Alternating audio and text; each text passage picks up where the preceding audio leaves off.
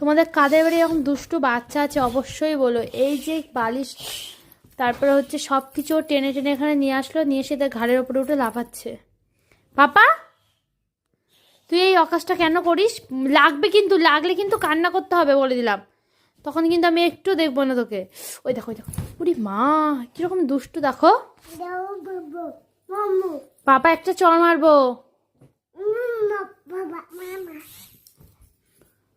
দেখো কি দুষ্টু, দেখো একটু থির না, ও এত চঞ্চল। ওই দেখো কিভাবে ঝাঁপ মারছে। যদি পায়ে লাগে না আমি কিন্তু আবার চড় মেরে দেবো পায়ে। তুই যা। এই দেখো চড় বলে আমার দিকে তেড়ে আসছে। কি বিচ্ছুটি পাতা ছেলে, তাহলে ভাবো। তুই এত দুষ্টু কেন রে? দুষ্টুমি করতে কে শিখিয়েছে তোকে? দিদি। ওই দেখো আমাকে থাবা মারতে এসছে। পাপা দুষ্টুমি করে না, সারাটা দিন দুষ্টুমি করবে ও এত।